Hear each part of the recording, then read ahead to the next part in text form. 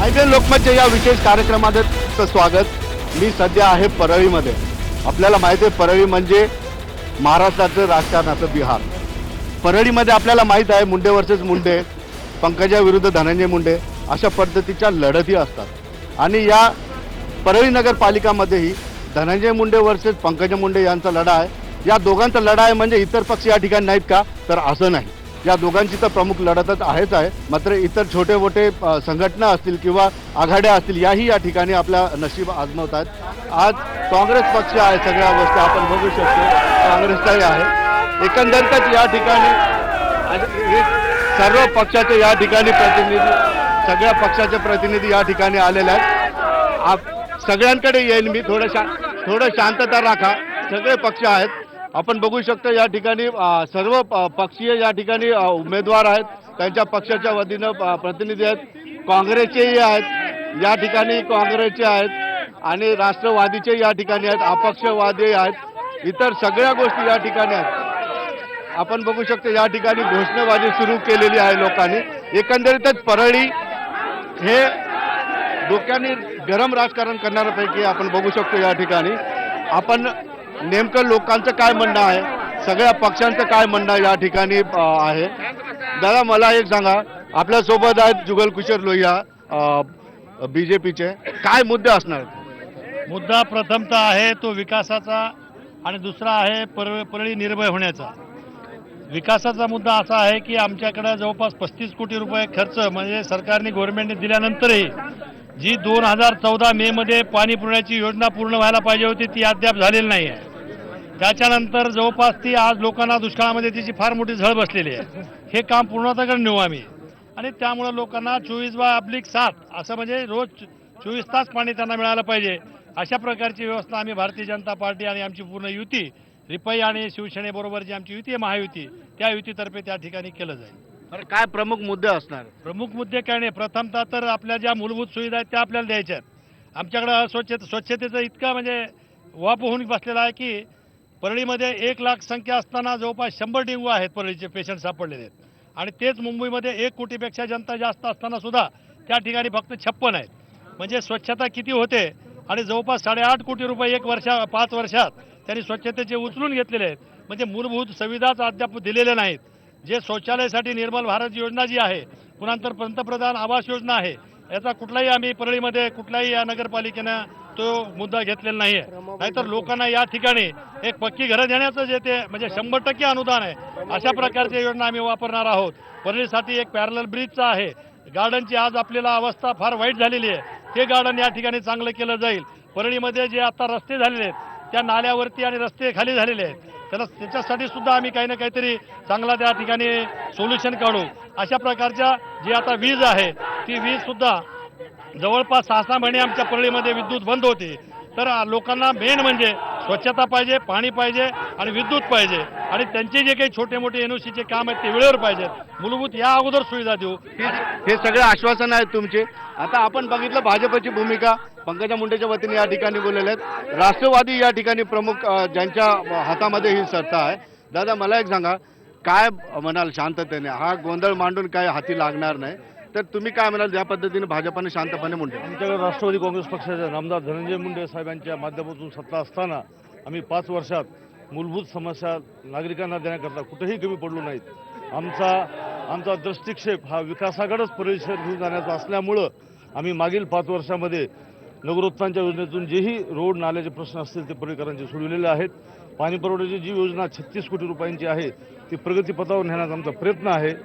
त्याच पद्धतीनं आम्ही नगर परिषदेची प्रशासकीय इमारत, तसेच नटराज लोकनेते गोपीनाथराव मुंडे यांच्या नावाने नटराज रंग मंदिर, विविध ठिकाणी शादीखाना, अशा विविध आम्ही ह्या ठिकाणी परळी शहरात विकासाच्या दृष्टीनं नगर परिषद आम्ही घेतलेली आहे। आता सत्ता तुमची होती, आता ते टिकवणंही तुमचंच काम आहे, त्यासाठी तुम्ही लोकांसमोर कसं जाता? आम्ही मूलभूत समस्याला प्राधान्य देऊन जनतेतून नगराध्यक्षाची भूमिका असल्यामुळं जनतेतला नगराध्यक्ष हा 24 घंटे कार्यरत राहावा या दृष्टीनं आम्ही सत्तेच्या मार्गाने जातो। एकंदरीत राष्ट्रवादीची भूमिका बघितलेली आहे। आता आपण काँग्रेसचं कोण बोलणार आहे? तुम्हीच। हा या ठिकाणी मॅडम आहेत काँग्रेसच्या। मॅडम काय भूमिका असणार? आमची भूमिका ही स्पष्ट आहे. काँग्रेस पक्षाचे आमचे नेते माननीय प्राध्यापक टी.पी. मुंडे सरांची गेल्या 5 वर्षापासून या परळी शहरामध्ये म्हणतात की स्वच्छता केली, मूलभूत सुविधा दिल्या, कसल्याच प्रकारची स्वच्छता झाली नाही, कसल्याच प्रकारची सुविधा दिलेली नाही. शादिखाने केले, अर्धावट केले, ज्या कुठल्याही जे प्रश्न यांनी सोडवले ते अर्धावट केले. रस्त्याचा प्रश्न असो, नालीचा प्रश्न असो, प्रत्येक यांनी जे प्रश्न आहेत ते अर्धावट सोडले. या ठिकाणी उन्हाळ्यामध्ये पाण्याचा प्रश्न अतिशय गंभीर होता. त्याच्यामध्ये बांध धरणामध्ये मुबलक पाणी असून सुद्धा 2 महिने माझ्या परळीकरांना त्रासात राहावं लागलं. हे जे आहेत हे मुद्दे ह्या लोकांनी स्पष्ट काही केलेले नाही आणि करणार सुद्धा नाही. तर जे काही केलेलं होतं ते मागच्या 15 वर्षापूर्वी ज्यावेळेस माननीय प्राध्यापक टी.पी. मुंडे सरांची स्वतः त्या काळामध्ये झालेले हे कामं आहेत. आणि मी नगराध्यक्षाची कॅन्डिडेट आहे आणि मी असं सांगते की परळी शहरामध्ये स्वच्छ परळी, सुंदर परळी आणि निर्भय परळी जर करायचं असेल तर खऱ्या अर्थाने काँग्रेसच पाहिजे. आपण तुम्ही प्रचारासाठी फिरताय तर तुम्हाला लोकांचे मुद्दे काय, लोकांचा आक्रोश काय? लोकांचा पहिला आक्रोश आहे स्वच्छतेसाठी. त्यानंतर गंभीर पाण्याचा प्रश्न आहे. स्वच्छतेसाठी तर मी सांगते तुम्हाला 8 दिवसाला तसं तर नाल्या काढल्या पाहिजेत. कुठल्या नाल्या काढल्या जात नाही. 4-4 महिने 5-5 महिने इथं काही केलं जात नाही. तुम्हाला खऱ्या अर्थानं सांगायचं झालं तर डेंग्यूचा प्रसार इथं अतिशय भयानक आहे. रोगराई पसरली, डेंग्यू झाला, मलेरिया झालं. आता काय सांगायचं, माझ्या स्वतःच्या मुलाला सुद्धा डेंग्यू झाला हो. म्हणजे एवढी म्हणजे अतिशय गंभीर प्रश्न हा स्वच्छतेचा आहे आणि पिण्याच्या पाण्याचा तर प्रश्न तसाच आहे. यामुळे मी तुम्हाला सांगते की हे जे आहे ते गंभीर आहे सगळं. त्यामुळे मी जनतेला आवाहन करते की बाबा काँग्रेस पक्षाला तुम्ही संधी द्यावी, आम्हाला एकदा संधी द्यावी. आम्ही खऱ्या अर्थानं परळी शहराचा विकास हे करून दाखवू. आम्ही बोलणार नाहीत, करून दाखविणार. हे एवढं करून दाखवणार. या ठिकाणी भाजपच्या नगराध्यक्ष पदाच्या उमेदवार या ठिकाणी आलेले आहेत. ताई, तुमच्या चेहऱ्यावर खूप थकवा दिसतोय, खूप मेहनत घेत आहे.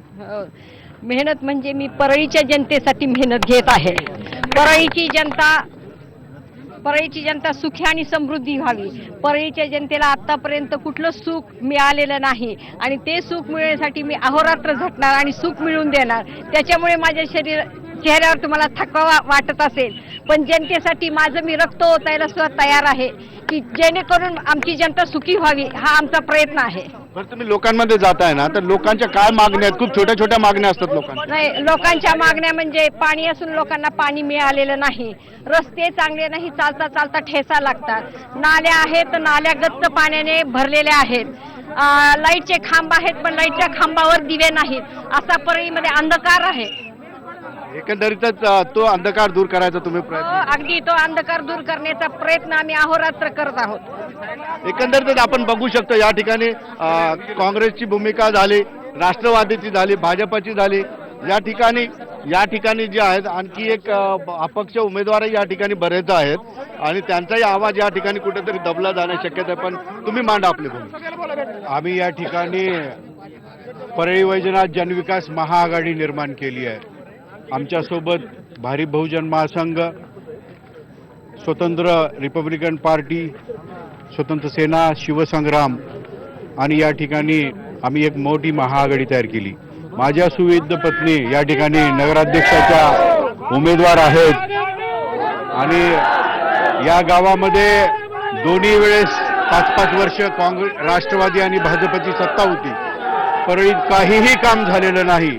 या सत्तेमध्ये छोट्या छोट्या लोकांच्या मागण्या असतात, पिण्याचं पाणी, रस्ता, नाली, काय स्ट्रीट लाईट, काहीही काम झालेलं नाही.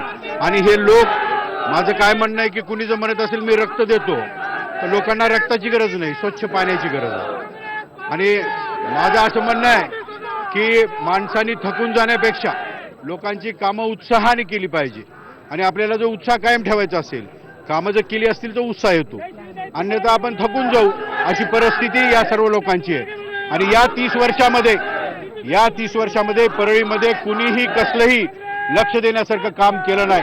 मला एक सांगा, भाजपची सत्ता होती, राष्ट्रवादी काँग्रेसची सत्ता होती, पण या ठिकाणी कुठलंही असं दिसण्यासारखं काम नाही. या ठिकाणी नगराध्यक्ष NK देशमुख साहेब होते, त्या काळामध्ये ज्या गोष्टी ठळक झाल्यात त्याच्याशिवाय दुसरं काही या ठिकाणी झालंय का हे सांगा. नटराज रंगमंच असेल, जिजामाता उद्यान असेल, या ठिकाणी कन्या शाळा असेल, या ठिकाणी अनेक अशा गोष्टी ठळक ज्या झाल्या 30 वर्षापूर्वी झाल्या. आणि या 30 वर्षामध्ये प्रस्थापित जे लोक आहेत त्यांनी कुठलंही काम केलं नाही. आणि या ठिकाणी नगराध्यक्ष स्वतः कामच करू शकत नाही, त्याचा रिमोट कुणाच्या तरी हातात असतो. आणि या ठिकाणी जे प्रस्थापित नेतृत्व आहेत त्या नगराध्यक्षाच्या कॅन्डिडेटला या ठिकाणी काम करू देत नाहीत. म्हणून मी या ठिकाणी माझ्या सुवेदनेप्रती स्वतंत्र आहेत. मी स्वतः नगरसेवक पदाला उभा आहे आणि मला स्वतंत्र काम करायचं आहे आणि लोकांच्या त्यामुळे तुम्हाला परत मनसेचे लोक या ठिकाणी आहेत. मनसेच्या वतीनं काय मनसेची भूमिका आहे? आम्ही या नगरपालिकेमध्ये 4 जागा उभा केलेल्या आहेत, परंतु या नगरपालिकेची अवस्था पाहता गेल्या 10-15 वर्षामध्ये या भाजपच्या आणि राष्ट्रवादी काँग्रेस या सत्तेमुळे शहराची अवस्था एकदम बकाल झालेली आहे. मला फक्त 5 प्रश्न विचारायचे. या खासदाराने, या आमदाराने किंवा या नगराध्यक्षाने प्रदूषणासंदर्भात कोणती भूमिका घेतली? घनकचरा व्यवस्थापनाचं काय? बायोमेडिकल वेस्टचं काय?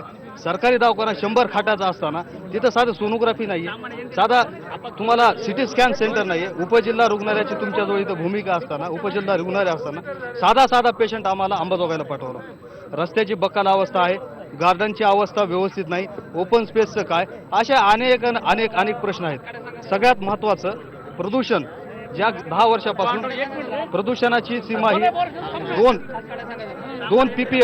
2 ppm ही प्रदूषणचं मानक आहे, परंतु आपल्या परळीमध्ये 10 ते 15च्या ppmच्या वर प्रदूषणाची अवस्था आहे. एकंदरीतच आपण बघितलं या ठिकाणी सत्ताधारी असेल, विरोधक असेल, सगळ्यांच्या भूमिका या ठिकाणी ऐकलेल्या आहेत. सत्ताधाऱ्यांनी विकासाचा दावा केला, विरोधकांनी आरोप केला, कामं झालेलं नाही. आता वेळ झाला एक छोट्याशा ब्रेकची. ब्रेकनंतर पुन्हा आपण सामान्य जनतेपर्यंत जाऊया.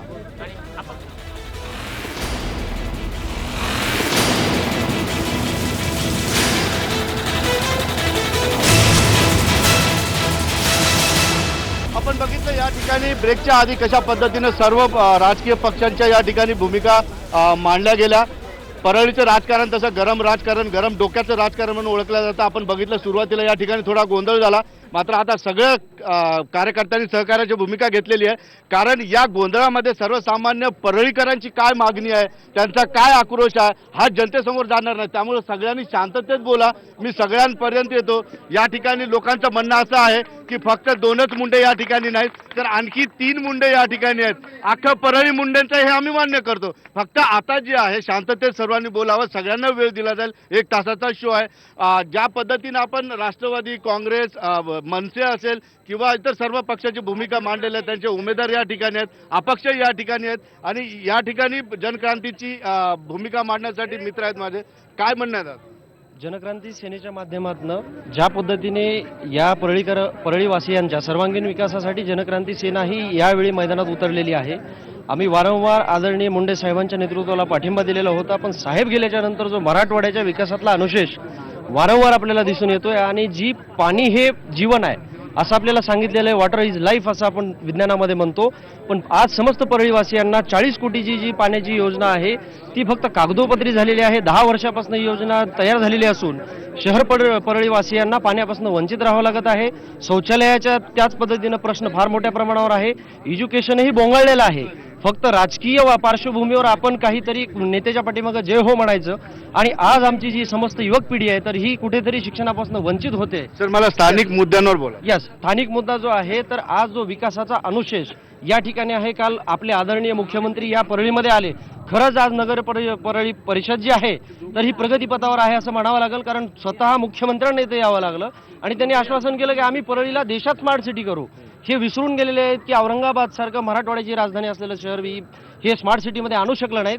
एकंदरीतच या ठिकाणी आपल्याला स्थानिक लोकांच्या भूमिका जास्त महत्वाच्या आहेत. लोकांच्या रस्ते, पाणी, वीज असेल किंवा इतर समस्यांबद्दल जास्त बोलावं लागेल. राष्ट्रवादीची भूमिका आपण बघितलेली, सत्ता तुमच्याकडे होते, बऱ्याच लोकांनी आरोप केले की कामं झालेली नाही. कामाचा विकास परळी सर्व जनतेला माहीत आहे. काम हे प्रगतीपथावर, काही पाणी पुरवठा जसं म्हणलं तर प्रगतीपथावर आहे. कामाची बाजू आम्ही विकासाच्याच प्रक्रियेमध्ये, विकासाच्या मुद्द्यावरच आगामी नगर परिषद निवडणूक लढवत आहोत.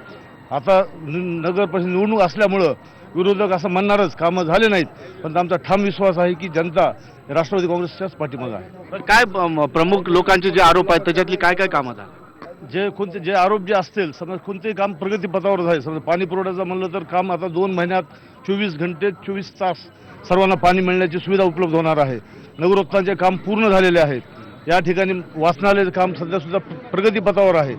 अजून स्वच्छतेसंदर्भात म्हणलं असतं, डेंग्यूचा जर विषय निघाला असेल तर तो ग्रामीण भागातील पेशंट परळी शहरातील दवाखान्यात येत असल्यामुळं नगरपालिका नोंद परळी शहरात दवाखान्या डॉक्टर लोकांची असल्यामुळे ती नोंद ग्रामीण भागाच्या लोकांची इथं असते, पण शहरातील लोकांची संख्या तशी नसती.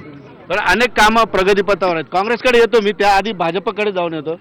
ताई काय म्हणाल, अशा पद्धतीने दावा केलेला आहे त्यांनी आता तुम्ही येताना रस्त्यानं पाहिलंच असेल की रस्ते कशा प्रकारचे आहेत.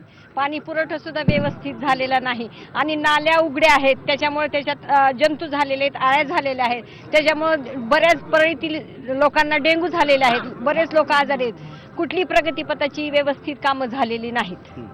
कामं झालेली नाहीत असं भाजपचं म्हणणं आहे. काँग्रेसची भूमिका परळीच्या नगरपालिकेमध्ये राष्ट्रवादीची सत्ता असताना आत्ताच त्यांनी सांगितलं की पाणी पुरवठा योजना ही तीन वर्ष झालं, 18 महिन्याचं काम होतं. आज 3 वर्ष झालं ती योजना अजून अर्धवट आहे, ती पूर्ण नाही आहे. नगर उद्यानचं तसंच माननीय पृथ्वीराज चव्हाण साहेबांच्या नेतृत्वाखाली काँग्रेसनं त्या ठिकाणी नगर उद्यानची योजना दिली, ती योजनासुद्धा त्या ठिकाणी अजून पूर्ण नाही आहे.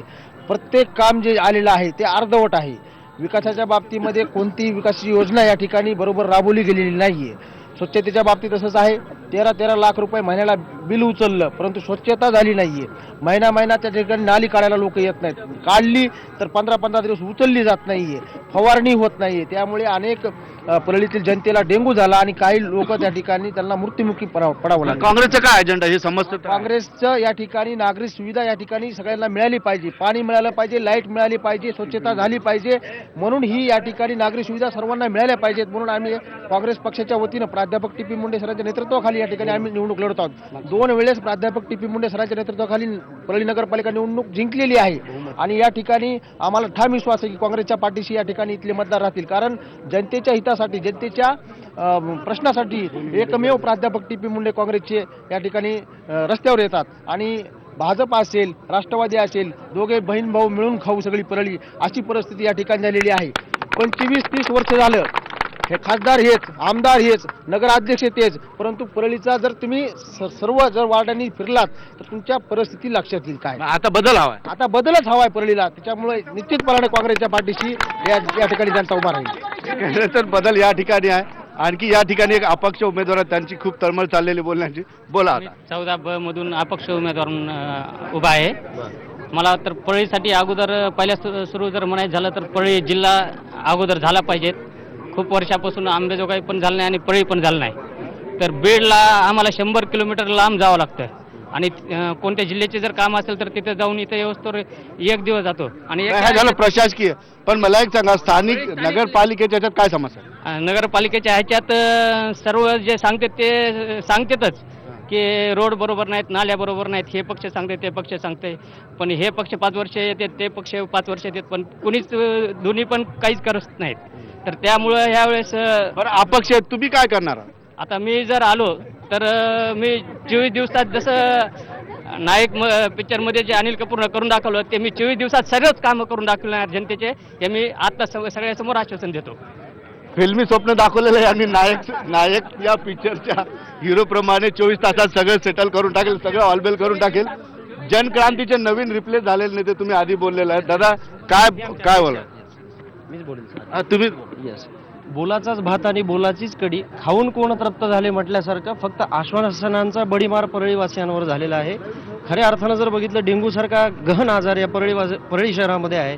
स्वच्छ भारत अभियान एकीकडे राष्ट्रीय पातळीवर राबवले जात आहे, पण परळीमध्ये मात्र याचा जाणून बुजून म्हणण्यातही काही असा पब्लिकमध्ये सूर आहे, मी बोलत नाहीये, पण हे होत नाहीये का, राबवले जात नाहीये का, हा शहर परळीवासियांच्या प्रश्नाचं उत्तर द्यावं.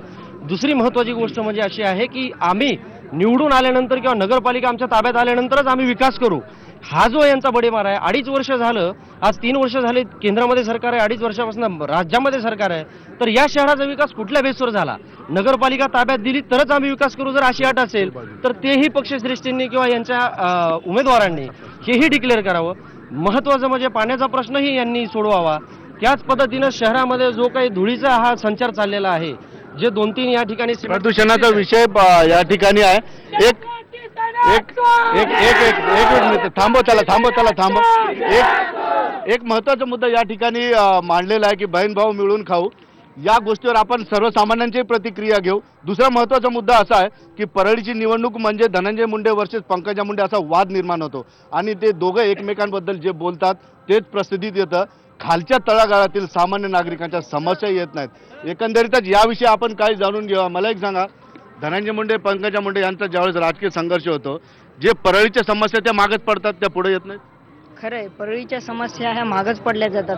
विरोधी पक्षनेते असल्यामुळे त्यांनी करायला पाहिजे होती. त्यांच्या हातात 5 वर्ष सत्ता होती, काहीच केलं नाही त्यांनी. तसंच पंकजाताईचं 2 वर्ष झाला त्या आहेत सत्तेमध्ये, त्यांनी काय केलं? काहीच केलं नाही. कुठल्याच मूलभूत सुविधा हे राष्ट्रवादीने दिल्या नाहीत. नाही, यांच्या संघर्षामध्ये मूळ समस्यांकडे दुर्लक्ष होतं का नेहमी?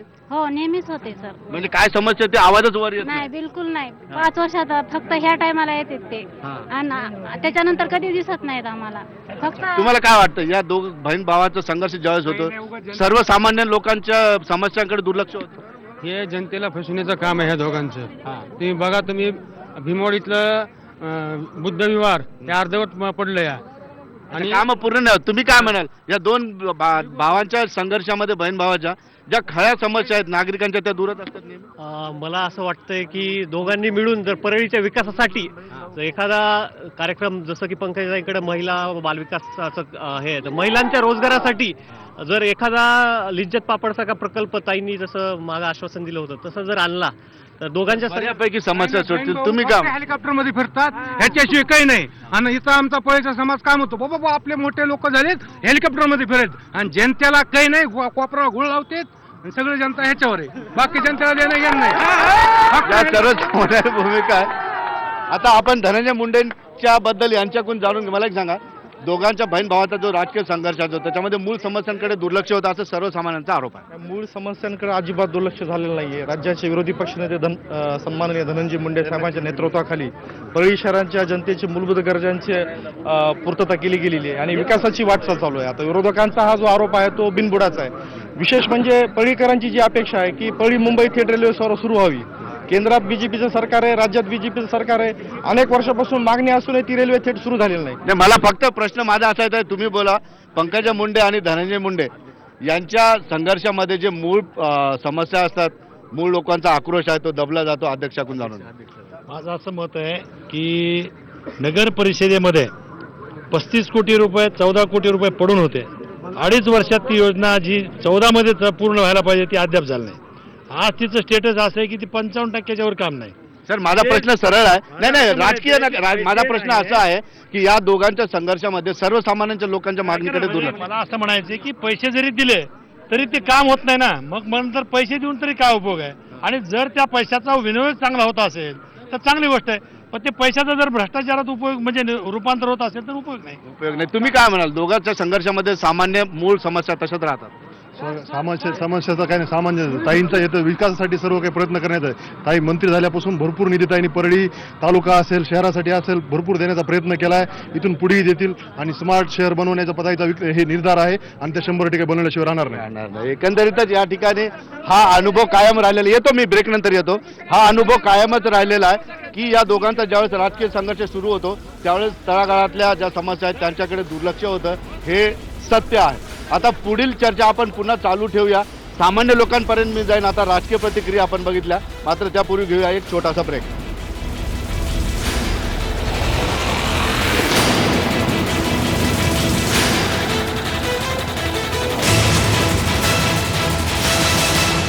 आपण बघितलं, परळीमध्ये आपण चर्चा करतोय. सर्व पक्षाचे राजकीय नेते, उमेदवार, सामान्य लोक या ठिकाणी आपापली मतं मांडतात. आपण बघितलं आतापर्यंत राजकीय मतं. मात्र आता मी जाणार आहे सर्वसामान्यांकडे, जे खरी मनातली भावना या ठिकाणी बोलतील. नेमकं त्यांना काय वाटतंय? येतो ढकलू नको. काय म्हणा, आजपर्यंत 20 वर्षानंतर जनतेमधून निवडून नगराध्यक्ष निवडून आणायची वेळ आलेली आहे. आतापर्यंत नगरसेवकातून निवडून येत होता नगराध्यक्ष. जनतेने निवडून दिलेला नगरसेवक राष्ट्रवादी असो, भाजपचा असो, सगळ्या रबडी शिक्के निघाले साहेब. आज आमच्या परळीची लेडीज नगरसेवक 5 वर्ष केलेले जयश्रीताई मुंडे हेच विकास करू शकते परळीचा. आणि दुसरी मुद्दा, वार्ड क्रमांक 16 मध्ये बेस्टचे कामं केलेत नालीचे राष्ट्रवादीच्या उमेदवारांना. सर्वसामान्यांसारखं नाही बोलत आहे. सर ऐका ना, एक मिनिट ऐका ना. तुम्ही कार्यकर्ते असाल तर नाही मला काय अर्थ गाडचं नाही सर. सर्वसामान्य. पण हे मुद्दे सर राष्ट्रवादीचे अध्यक्ष काय म्हणतात की आम्ही विकास केला. कोणता केला? डस्टमध्ये नाली बांधता का ते? अगर खोटा असला तर सर मला अटक करा. अध्यक्षाला बोलवा, विद्यमान अध्यक्ष आता इथं आहेत 4 नंबर मधले, बोलवा. शहर अध्यक्ष बाहेर झाला, बोलवा त्यांनी. सर्वसामान्य लोक हा तुला काय बोल एक मिनिट झालं नंतर येतो बोल. तर आतापर्यंत या परळीमध्ये कोणी विकास केलेला नाही. हे भाजपवाले बी सारखेच आणि राष्ट्रवादीवाले बी सारखेच आहेत. हे दोन्ही विकास करू शकत नाहीत. हे बहीणभाऊ मिळून परळीला लुटू लागलेत. त्याच्यामुळे हे सर्वसामान्य जनता मागे पडलेली आहे. हे परळीमध्ये राष्ट्रवादी बी सारखीच आहेत, भाजपवाले बी सारखेच आहेत. त्याच्यामुळे सर्वसामान्य जनता मागे पडलेली आहे. तुला काय वाटतं काय करायला पाहिजे काय करायला? मला वाटतंय सर्वसामान्य जनतेनं परळी विकास आघाडीच्या मागे राहावं, हे माझं म्हणणे आहे, सांगतो मी. अच्छा तुझं काय म्हणणं? सर्वसामान्य जनतेला माहिती सर, आमदारकी खासदारकी त्यांनी निवडून दिली. परळीचा विकास हा आमदार पंकजाताई मुंडे पालवेच करू शकतील, दुसरं कोणीच करू शकत नाही. अच्छा तुम्ही बोला. परळीचा विकास हा फक्त नामदार पंकजाताई आणि प्रीतमताईच करू शकतात आणि त्यांनी इथून मागे करून दाखवलंय आणि आता सुद्धा करून दाखवणार. मी बघतोय सर्वसामान्य म्हणून लोकांकडे जातोय, मात्र तो कुणाचा ना कुणाचा कार्यकर्ता निघतोय या ठिकाणी. सर्वसामान्य लोक माझ्याशी बोलतील. या बोला. हा काय म्हणणं काय? गडबड नाही, आराम से. परळी शहरामध्ये गोर गरिबांची सेवा केवळ प्राध्यापक टी.पी. मुंडेच करू शकतात आणि त्याच्याशिवाय कुणी नाही. आमच्या नेत्याने कुठली चक्की खाल्ली नाही किंवा कोणती बीड जिल्हा बँक खाल्ली नाही. बरं एकंदरीत या ठिकाणी आणखी लोक आहेत. काय म्हणणं आहे? आमच्या या भागाच्या पालकमंत्री बीड जिल्ह्याच्या लोकनेत्या पंकजाताईंनी परळीसाठी 40 कोटी नगर उत्थानचा निधी आणला व नळ योजनेसाठी 37 कोटी आणले. 2011ला आणली, त्याची मर्यादा ही 2013 पर्यंत होती. कसल्याही प्रकारची नळ योजना पूर्ण झाली नाही. फक्त आता तुमचं काय म्हणणं आहे? पडलेत. माझं म्हणणं आहे की विरोधक म्हणतात की हेलिकॉप्टरनं ताई फिरतात. या विरोधकांना सांगणं आहे माझं की जलयुक्त शिवार ही योजना राष्ट्रीय पातळीवर गेली आणि नंतर त्याचं रोल मॉडेल म्हणून मध्य प्रदेश, राजस्थान या पूर्ण देशात रोल मॉडेल म्हणून जलयुक्त शिवार केली.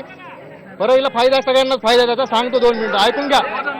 तर या परळीचा विकास माननीय मुख्यमंत्री काल सांगितलं की ही परळी माननीय स्वर्गीय गोपीनाथ मुंडे साहेबांची आहे. तसंच रोल मॉडेल म्हणून स्मार्ट सिटी म्हणून परळी माननीय पंकजाताई करतील, ह्याच्यात कुणालाच दुमत नाहीये. आश्वासन. परळीचा विकास फक्त ताई साहेब करू शकतात. अरे आश्चर्य या ठिकाणी एकदम आश्चर्य वाटतंय. सर्वसामान्य म्हणून जातोय पण तो कुणाचा तरी कार्यकर्ता निघतोय. हा तुम्ही सर्वसामान्य आहात का कार्यकर्ते कुणा? कार्यकर्ता मी कुणाचाच नाहीये. परळीतले विरोधी पक्षनेत्यापासून पालकमंत्र्यापर्यंत एकच प्रश्न परेशान आहेत, राखेचा आणि धुळीचा, प्रदूषणाचा. बरोबर. थर्मल पॉवर आतापर्यंत कुणीच उचललेलं नाही. कुणीही काही काम केलेलं आहे का? विरोधी पक्षनेत्यानं आवाज केलेला आहे का? पालकमंत्र्यांनी आवाज केला किंवा कुठल्याही राजकीय पक्षाने त्याबद्दल आवाज केलेला नाहीये. त्याच्याबद्दल भाजप झालं, राष्ट्रवादी झालं, काय उत्तर देतील? अपेक्षित आहे आम्हाला. खूप जुना प्रश्न आहे तो थर्मल पॉवरचा, प्रदूषणाचा. मी जातो त्यांच्याकडे. परळी खरं तर परळीसारखं भाग्यवान कोणीच नाही. विरोधी पक्षनेते आहेत महाराष्ट्राचे धनंजय मुंडे, राज्याच्या मंत्री आहेत, कॅबिनेट मंत्री आहेत पंकजा पालवे, पण तरी सुद्धा परळीमध्ये राखेचा प्रश्न, बायपासचा प्रश्न ह्यांनी जर ठरवलं तर हे करू शकतात, पण यांना परळीचा विकास करायचा नाही. त्यामुळे परळीमध्ये तिसरी आघाडी काँग्रेस पक्ष आहे आणि ती लोकांच्या ज्येष्ठ नागरिक काय म्हणतील? या ठिकाणी खरोखरच भाजपला 5 वर्ष चान्स दिलेला आहे आणि राष्ट्रवादीला दिलेला आहे. 10 वर्ष त्यांचे झालेले आहेत. 10 वर्ष त्यांनी दोघांनी मिळून सगळं काय करायचं केलेलं आहे. यानंतर 5 वर्ष या परळीच्या जनतेने काँग्रेसलाच निवडून द्यावं आणि परळीचा विकास करून द्यावा. परळीचा विकास करावा. तुझं काय म्हणणं आहे? थोडं मागे सरक. हा. नमस्कार सर. परळीची जनता हे खूप हुशार आहे, समजायला परकून बसलेली आहे. तिन्ही पार्ट्यानं आपले आपले कामं करत आहे, घराणेशाहीचे राजकारण करत आहे. आमचं हे बोलणं आहे साहेब की परळीत 22 ते 24 हजार मुस्लिम मतदान असून मुस्लिमचा नगराध्यक्ष या पार्ट्यानं का दिला नाही?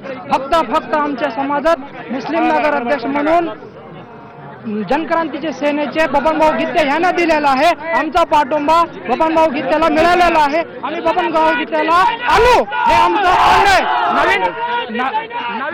ठीक आहे, तुझं म्हणणं पोहोचलेलं आहे. काय काम? ताई साहेबांनी घरोघरी प्रत्येक परळीमध्ये प्रत्येक ठिकाणी घरोघरी बोर दिलेले आहेत आणि आताच नुकत्याच काही दिवसापूर्वी त्यांनी 100 कोटी रुपयांचं पॅकेज परळीसाठी दिलेलं आहे. आणि तुम्ही बोला. विकास हा फक्त माईक नका. महत्वाची गोष्ट होती की जिजामाता उद्यान अतिशय चांगलं होतं, ग्रीन बेल्ट होता. ते राष्ट्रवादीच्या पूर्ण फक्त कॉन्क्रिटीकरण करण्याचं काम केलेलं आहे आणि राष्ट्रवादीच्या सगळे नगराध्यक्ष एका माणसाच्या तालावर ऐकतात. वाल्मिक कराड त्यांना उमेदवारी दिलेली आहे. अतिशय प्रश्न बोला. परळीचा विकास पंकजा मुंडे करू शकतात. प्रकल्प विकासाचे 8,000 लोकांचे काम प्रकल्प विकासाचे पंकजाताई मुंडेने केलंय. 8,000 लोकांना चालेल. 8,000 लोकांना ठीक आहे, पोचल्या, भावना पोचल्या. एक दलित नेतृत्व बऱ्याच वेळेपासून इथं उभा आहे. मला एक सांगा, रिपाईचे काय म्हणणार? बोला. रिपाईने यापूर्वीही राष्ट्रवादीमध्ये गेले जे धनंजय मुंडे आहेत यांच्यासोबत आम्ही काम केलेलं आहे. ते आमचे नगरसेवक पळून त्यांनी काँग्रेस संघ युती केली आणि दोघांनी आमच्या दलित बहुजनांच्या वस्त्यामध्ये ना पाणी नाही, ना लाईट नाही. अनेक आमच्या जे योजना आहेत त्या योजनेमध्ये एकही घरकुलाची योजना आणली नाही, शौचालयाची योजना आणली नाही. आणि म्हणून आम्ही महायुतीच्या सोबत आहोत. आता राज्यामध्ये आणि दिल्लीमध्ये हे आमचं सरकार असल्यामुळं या सगळ्या योजना आम्ही या शहरामध्ये राबवण्याचा प्रयत्न करणार आहोत. पाणी पुरवठ्याला 40 कोटी रुपये उचलले, पण आणखी नळाला पाणी नाही. रोडला 35 कोटी रुपये उचलले, पण आणखी आम्हाला पियाला पाणी नाही.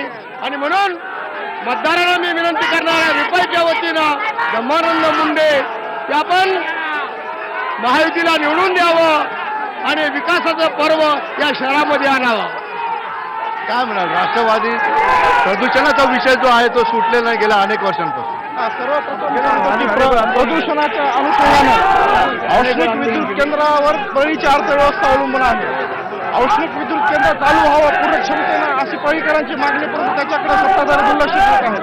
प्रदूषणाचा तर मुद्दा एवढा गळा आहे, त्यासाठी आमच्या आमदार धनंजय मुंडे साहेबांनी परळी शहराचा जो भारनियमनाचा प्रश्न होता तो प्रश्न राज्याचे तत्कालीन ऊर्जा मंत्री अजितदादांच्या माध्यमातून परळी शहराचा भारनियमनाचा प्रश्न सोडवला. त्याच वेळेस परळी शहराची जी गरज होती बायपास रस्त्याची ती सुद्धा त्या दरम्यान मंजूर करून घेतली. विरोधक बिनबुडाचा आरोप करत आहेत.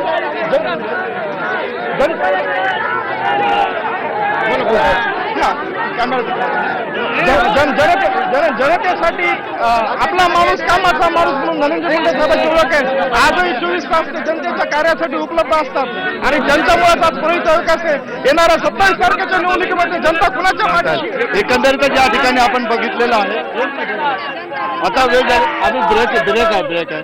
आपण बघितलं सर्व या ठिकाणी गोंधळाची परिस्थिती आहे.